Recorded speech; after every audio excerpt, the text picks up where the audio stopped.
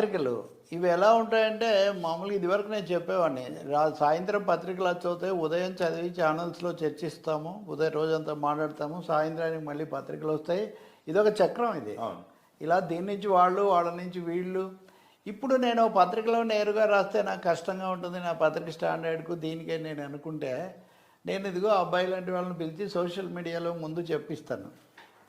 So social మీడియాలో బాగా troll అవుతుందని నేను వార్త ఇస్తాను. సో ఇదొక పరోక్ష పద్ధతి, డొంక తిరుగుడులాగా ఒకరికొకరు దొంగల వ్యవహారంలాగా తయారైంది. సోషల్ మీడియా అనేది పర్సే మొత్తంగా సోషల్ మీడియాని మనం తీసి పక్కన పెట్టడం కాదు, కానీ ఎప్పుడు సోషల్ ఆస్పెక్ట్, నా సోషల్ కానే ఆస్పెక్ట్ ఉంటాయి కదా. సోషల్ మీడియా కనుక లేకపోతే ఇప్పుడు చాలా విషయాలు తెలిసేవి కాదు, అంతవరకు చాలా స్పష్టమే. కానీ అదే సమయంలో ఇంత పెద్ద మీడియానే స్వాధీనం చేసుకోగలిగిన పెద్ద పార్టీలు, ధనస్వాములకు ఈ సోషల్ మీడియాను స్వాధీనం చేసుకోవడం పెద్ద సమస్య ఉంది. నేను మీకు ఒక విషయం చెప్తాను.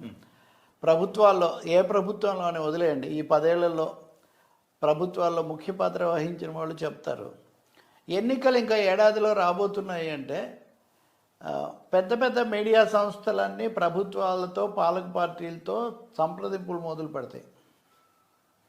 ఈ ఏడాది పొడుగునా మీ ప్రభుత్వం గురించి ప్రతి పథకాలు వీటన్నిటికీ మేము విస్తారమైన ప్రచారం ఇస్తాము. ప్రభుత్వం మీద ఏదైనా విమర్శలు వస్తే వాటిని వీళ్ళని తక్కువగా వేయడమే కాకుండా వాటి సమాధానాలు కూడా ఒకేసారి వచ్చేటట్టుగా చూస్తాము. మూడోది, సర్వేలు చేస్తే సర్వేలలో ఎడ్జ్ మీకు కొంచెం ఉండేటట్టు చూస్తాము. బలమైన ప్రతిపక్షం అంటే ఓకే, దానికి కూడా కొంత ఏదో మేము చేస్తాం, కానీ కొంచెం ఎడ్జ్ ఉండేటట్టు. సో ఒక సానుకూల వాతావరణం మేము తీసుకొస్తాము అని deals, big media means big deals అన్నటువంటి ఒక పరిస్థితి నడుస్తుంది. ఇంకా సోషల్ మీడియా సైట్స్ను వీటి